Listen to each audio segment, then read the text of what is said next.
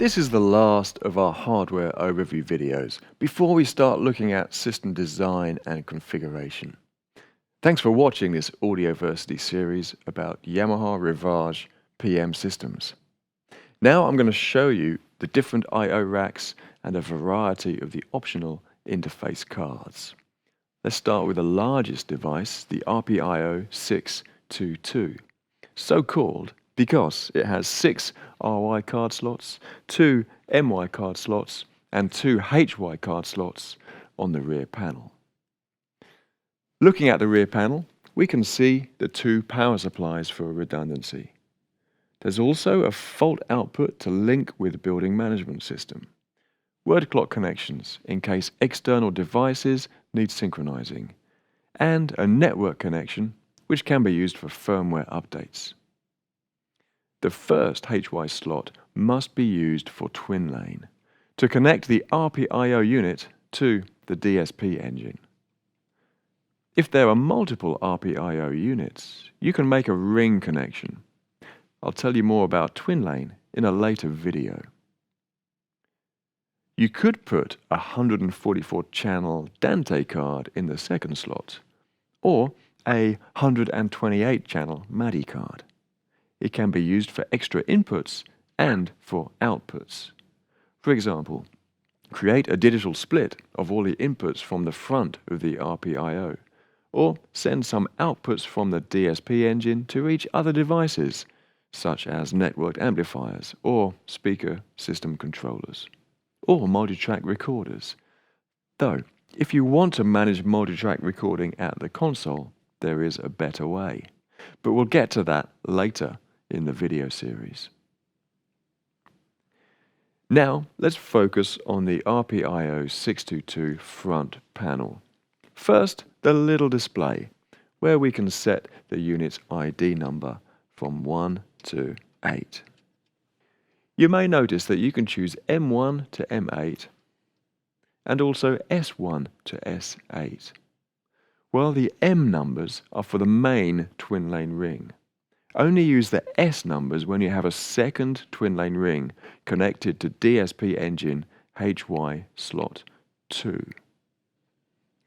You can have up to 8 RPIO units in one ring, and up to 16 units with each DSP engine, unless you're using a PM7, which only supports one twin lane ring due to its smaller internal DSP engine. Anyway, on this display, you can also select cooling fan speed and check the firmware version of the unit. It will display any alerts and errors, like when a power supply or twin lane cable gets disconnected. Here are the RY card slots, and there are 3 card options.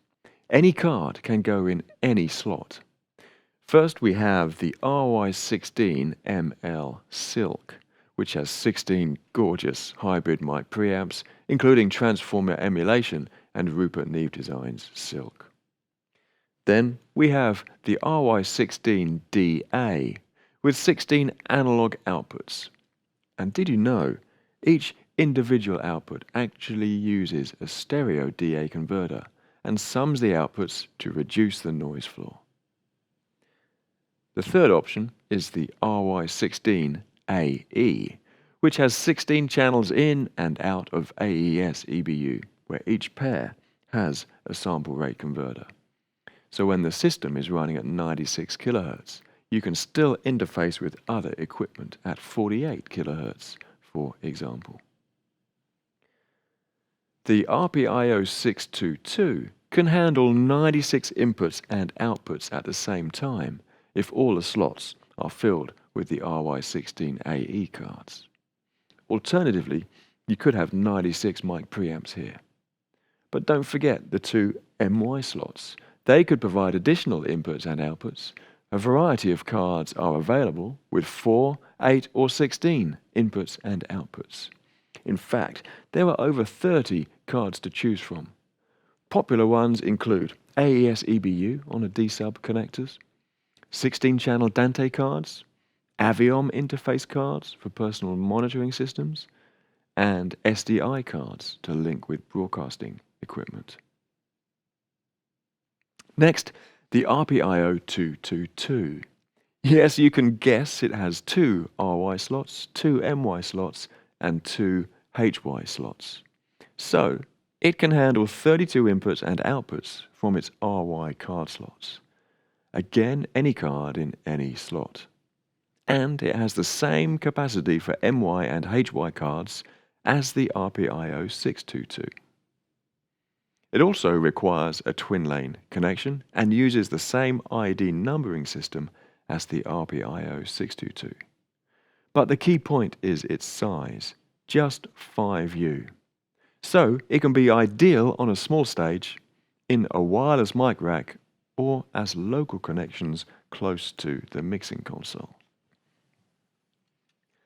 Now let me briefly mention the Dante I/O options, because they can be ideal for handling smaller scale events or for more distributed systems. The whole of Yamaha's R-Series range of devices can be used with Rivage, as with the smaller CL and QL mixing consoles. But the newer RIO D2 devices are specifically designed to match the design and sound quality of Rivage. There are 2 sizes to select: RIO 3224 D2, which includes 32 mic preamps with 16 analog outputs and 8 AES EBU outputs, and the RIO 1608 D2, which has 16 mic preamps and 8 analog outputs. And remember, each RIO D2 device has 2 internal power supplies and a front panel display with control for setup and easy local adjustment. I expect these Dante devices to be most popular with the Rivage PM3 and PM5 systems, where their lower cost is a big advantage. But of course, they can be used with PM7 and PM10 systems as well. Actually, up to 48 units of them can be controlled from each DSP engine. And remember, the RIO D2 units run at 96 kHz without reducing their channel count. They provide a fantastic range of possibilities. In the next video, I'm going to begin showing you how to connect and construct a Rivage mixing system. Then I will talk more about using twin lane and Dante audio networks. See you again next time.